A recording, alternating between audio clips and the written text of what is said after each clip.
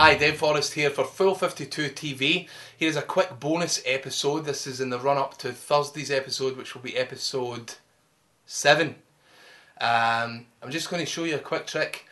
Use your imagination a little bit and I'll teach you how it's done. It's something I used to do when I first got into card magic many years ago. I used to do this trick all the time, and all you really have to do is control a card, alright? So you just control a card to the top of the pack and the rest of it works itself. But you must, if you don't know how to false shuffle a deck, alright, you're going to want to watch episode 3, okay? It's called Card Controls, episode 3, where I teach milk shuffle and stuff like that. Familiarise yourself with the techniques.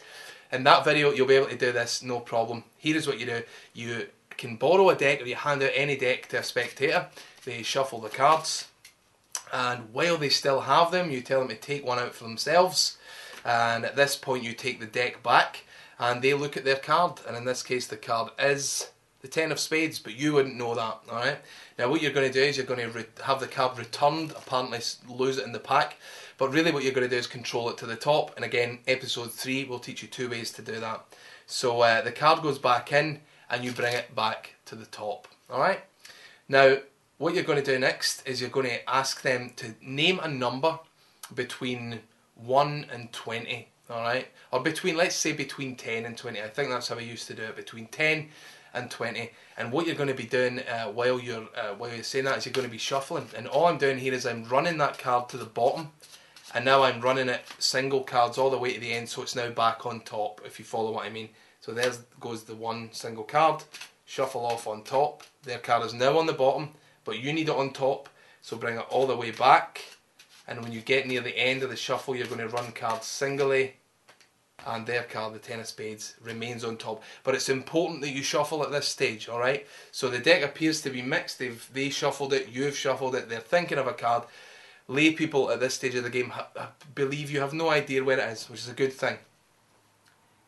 Let's say the number they give you is 12, alright? This number between 10 and 20. You say, really believe it, try and imagine that card is moving. They've got the deck at this point. Try and imagine that card is moving into the 12th position. Now count onto my hand 11 cards. So they count 1, 2, 3, 4. They're dealing these onto your hand, alright? 5, 6, 7, 8, 9, 10, 11. And you build this up and say, do you think you could have psychically moved your selection to the number that you named, the 12th position? They turn it over and it will not be their card. Alright, this is the 12th card here. So what you do is you take this from them. A nice way to do this, I can pop these down for a minute, is when they get to, they're holding the deck, this is the 12th card, you take it from them and go, was it the 7 of diamonds? They will say no, because it's not, and then you add this card to the pile that they counted into your hand, right?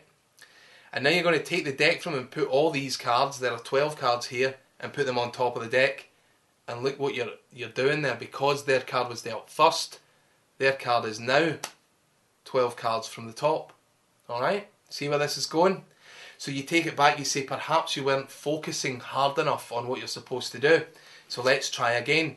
You're going to want to fling in a false shuffle here again. Now look, false shuffles is something that we've not talked about, but there are many books on the subject.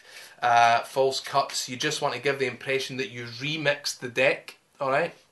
Then give it back to them and stress this time, really try this time, really imagine that card's moving into position, and when they deal down 12 cards, 4, 5, 6, 7, 8, 9, 10, 11, build this moment up as much as possible, because it feels to them like they've done everything. Remind them at this stage, now look, you shuffled this deck, didn't you? We've had a look, they've seen different cards.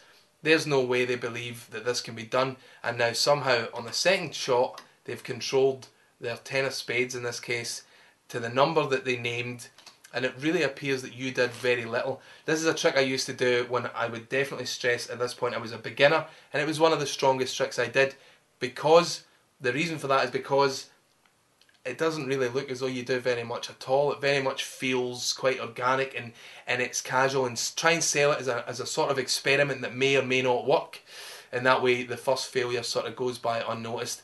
It's a cool trick, and I urge you to go out and try this for real people. It's definitely worth learning a simple jog shuffle, false shuffle to control top stop, just to try it out. There you go. This is a short bonus episode. Do come back on Thursday, where I'm going to teach you another effect, and it's an any card, any number style effect, but it's really easy to do. And again, it's something I used to do when I was a beginner. When I first started doing gigs, I used to open tables with this trick, which is bizarre to think of now. Not that it's a bad trick, it's just so many years ago. But and it always got great reactions, so we'll go over that on Thursday. Also on Thursday, I've just, this weekend I was at the Lads Convention in Birmingham, which is a great convention organised by World Magic Shop, and the guys, Craig and Dave from the, what's it called, the Wizard Product Review, were there. I got up on stage and done my Torn and Restored card. I met up with Liam Monty, Owen Packard, Andy Gladwin. It was a blast, and everybody there was having a great time. It was a really good convention, really great atmosphere. It was only one day, but it was a day well spent.